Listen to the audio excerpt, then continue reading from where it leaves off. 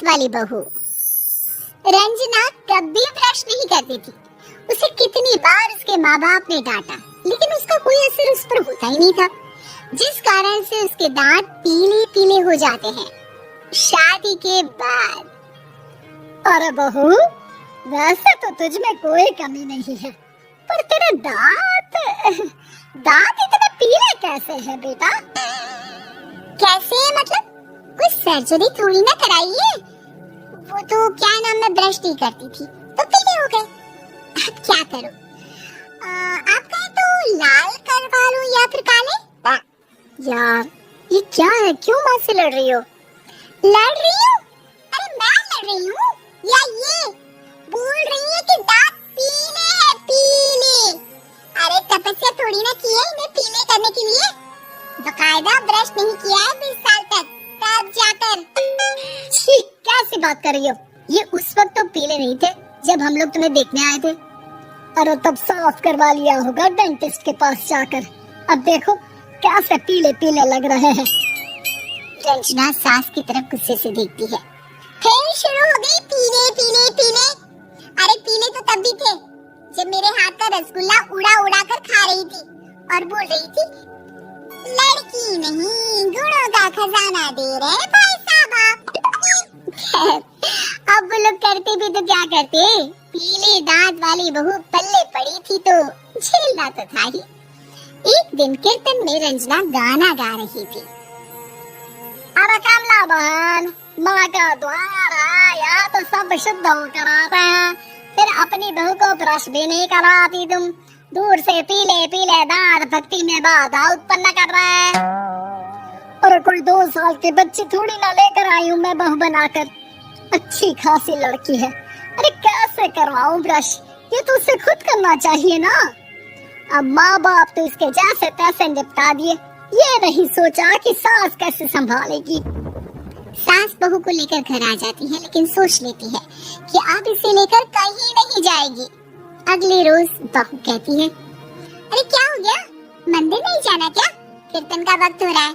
मेरी मधुर वाणी से कान्हा जी जागते हैं और सोते हैं। आप तो जानती है ना उनकी भक्ति में कितना मन लगता है मेरा। वो क्या है ना, तबीयत ठीक नहीं लग रही है मेरी, आराम करूंगी मैं। तबीयत ठीक नहीं लग रही? अभी तो मिथुन के गाने पर नाच रही थी आप, और आप बोल रही है कि तबीयत ठीक नहीं लग रही। अरे भक्ति में मन लगा लो सासू माँ, ऊपर जाना है, क्या मुंह दिखाओगी आप? हाँ? सास को बहू की बात पर गुस्सा आ जाता है। मैं क्या मुंह दिखाऊंगी, इसकी चिंता तो ना कर, समझी? अपने मुंह की चिंता कर, जो ये पीले पीले दांत लेकर हर जगह पहुंच जाती है। पता है लोग कितना मजाक बनाते हैं। ना जी ना, मैं नहीं जाना कहीं तेरे साथ। तो ये बात है, कोई ना, मत जाओ, मैं अपने कमरे में ही बैठकर भक्ति कर लूंगी। ऊपर वाला दांत थोड़ी ना देखता है, मन देखता है, भावना देखता है। और अरे बस बस, तू सब कुछ दिखा, बस ये सफेद चमकदार दांत ना दिखाना किसी को, है? जा यहाँ से। बहू को सास की बात का कोई फर्क नहीं पड़ता, वो तो जैसी थी वैसी ही रह जाती है। सुबह नहाकर किचन में खाना बनाना, फिर खाना खाना, कीर्तन भजन करना और सो जाना। एक दिन, माँ जी मैं सहेली के घर जा रही हूँ, शाम को लेट आऊंगी। हाँ तो जाना, मैंने कौन सा तेरी आरती करनी है घर पर बैठकर। रंजना सहेली के घर जाती है, जहाँ वो पार्टी में जाने की तैयारी कर रही होती है। अरे शिखा, कहाँ जाने की तैयारी कर रही है? मैं गलत वक्त पर आ गई क्या? अरे नहीं यार, उल्टा सही वक्त पर आई है। मैंने ये साड़ी और ज्वेलरी निकाली है यार, शाम को इनके ऑफिस की एक पार्टी में जाना है। बताना कैसा लग रहा है ये सब? नहीं यार, इस ड्रेस के साथ तो वो वाली ज्वेलरी अच्छी लगेगी। हाँ सही बोल रही है, मैंने ध्यान ही नहीं दिया। वैसे तो हमेशा से मस्त फैशन सेंस रखती है, तो बड़ा जाती होगी ना पति के साथ पार्टी में। रंजना कुछ नहीं बोलती, बस सोचती है कि यार काश ये बात सही हो जाती, पर मैं क्यों नहीं जाती पार्टी में? क्या इन लोगों की कोई पार्टी होती नहीं होगी? रंजना घर आती है और रात में पति से सवाल करती है, एक बात बताइए, आप मुझे किसी पार्टी में क्यों नहीं ले जाते? क्या आपके यहाँ ऑफिस में पार्टी नहीं होती? पति बेचारा क्या कहता कि दांत पीले हैं तुम्हारे इसलिए। अरे कोई पार्टी होती नहीं हम लोगों के ऑफिस में, तो कहाँ से लेकर जाऊं? और मार्केट, मॉल, कहीं वीकेंड घूमना, कहीं तो अरे यार सारे हफ्ते में एक छुट्टी मिलती है, तो सोचता हूँ कि आराम ही कर लूं। क्यों? रंजना मन मार के रह जाती है। पहले कभी सास के साथ मंदिर जाया करती थी, लेकिन वो भी सास ने ले जाना बंद कर दिया।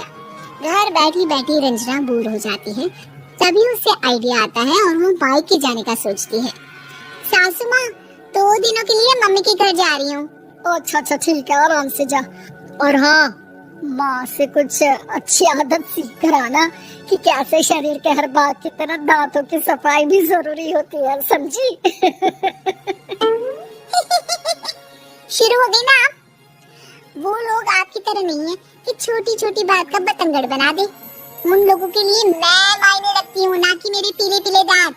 रंजना माँ को बिना बताए उन लोगों को सरप्राइज देती है, लेकिन जैसे ही वो दरवाजे पर पहुँचती है, अंदर देखती है कि घर वाले कहीं जा रहे होते हैं। अब माँ, काश रंजना दीदी के दांतों वाली प्रॉब्लम नहीं होती, तो वो भी हम लोगों के साथ चलती ना बुआ जी की बेटी की शादी में।